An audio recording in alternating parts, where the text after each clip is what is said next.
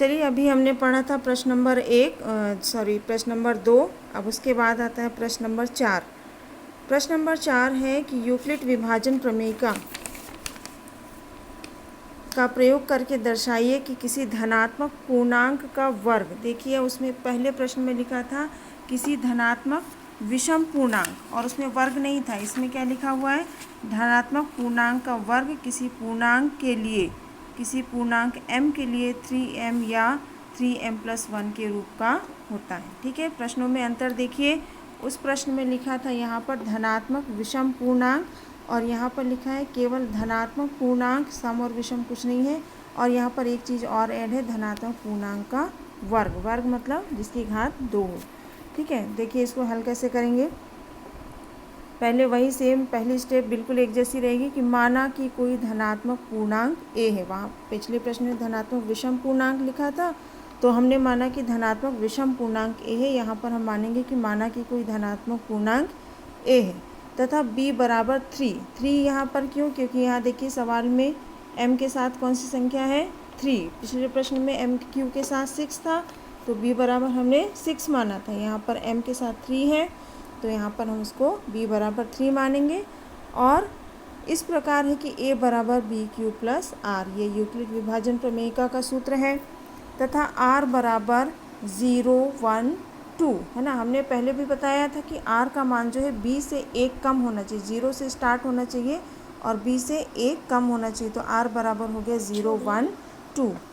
अब देखिए फिर समीकरण 1 में b बराबर 3 और r बराबर 0 रखने पर। ठीक है, अब रखिए समीकरण 1 में b बराबर 3 और r बराबर 0। तो a बराबर हो जाएगा, b की जगह पर रखा 3 और प्लस r के स्थान पर 0, तो a बराबर हो गया 3q। ठीक है, अब देखिए इसमें लिखा है धनात्मक पूर्णांक का वर्ग, तो हमें इसका वर्ग करना होगा। तो हमने दोनों पक्षों का वर्ग किया, तो यहाँ हो गया a² बराबर 3q²। 3q² को हमने लिख लिया 3 × 3q²। ठीक है, और ये 3q² को पूरे को मान लिया हमने m क्यों माना? क्योंकि हमें प्रश्न के अनुसार इसे हल करना है। तो 3q² को हमने मान लिया m, तो ये पूरा समीकरण हो गया a वर्ग बराबर 3m। देखिए आ गया। अब ना तो इसमें सम लिखा है ना ही विषम लिखा है, तो इसमें हमें आगे कुछ नहीं करना है। तो a² बराबर आ गया 3m। अब देखिए फिर से b बराबर, अब समीकरण 1 में फिर से अभी हमने 0 रखा था, अब रखेंगे 1।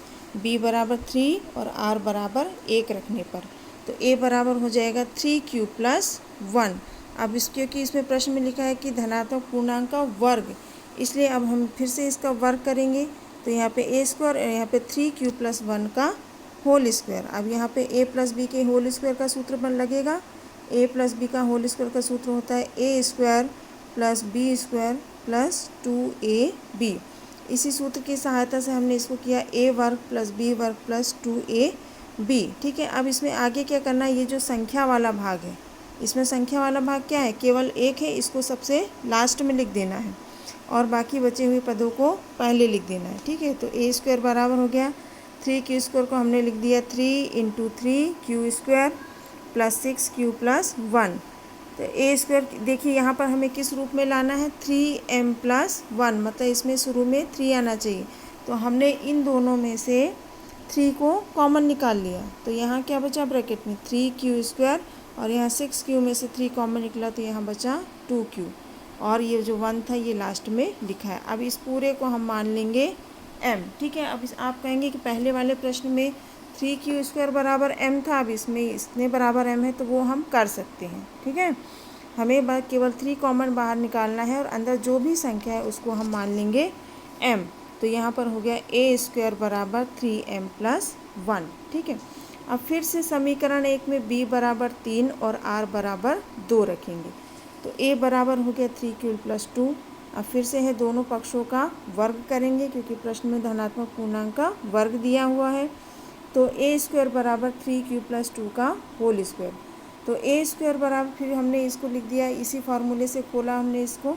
a² 3 × 3 का वर्ग करना था, तो 3 × 3 और q वर्ग b वर्ग धन 2ab।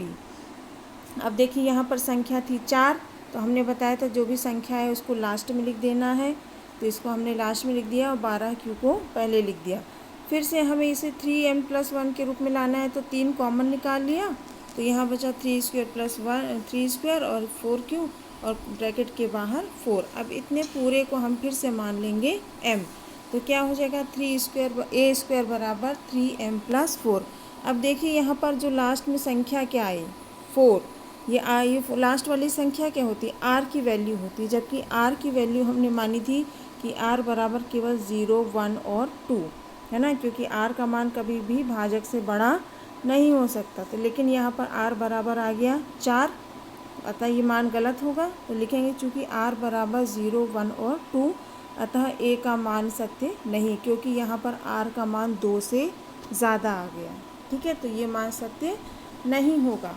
तो कौन कौन से मान सत्य हुए, ये वाला मान सत्य हुआ 3m+1, बस केवल 3m और 3m+1, ये वाला मान सत्य नहीं। प्रश्न में भी यही लिखा था कि किसी पूर्णांक m के लिए 3m या 3m+1 के रूप का होता है, तो लिख देंगे अतः किसी धनात्मक पूर्णांक का वर्ग किसी पूर्णांक m के लिए 3m या 3m+1 के रूप का होता है। ठीक है, इस तरह ये सवाल हो गया। अब ये वाला प्रश्न देखिए, आपके होमवर्क का है कि यूक्लिड विभाजन प्रमेयिका का प्रयोग करके दर्शाए कि किसी धनात्मक पूर्णांक का घन, यहाँ पर घन है मतलब हमें इसमें a + b की घात 3 वाला फार्मूला यूज़ करना है। जैसे हमने यहाँ a + b का होल स्क्वायर यूज़ किया था, तो a + b की घात 3 वाला यूज़ करना है। 9m+1 और 9m+8 के रूप में होता है। प्रश्न देख के समझ रहा में आ रहा है कि b बराबर 9 होगा और r का मान 0 से लेकर 8 तक होगा। आप लोग इस प्रश्न को हल करिए और उसकी फ़ोटो खींच के व्हाट्सएप में ग्रुप में डालिए। Okay, thank you.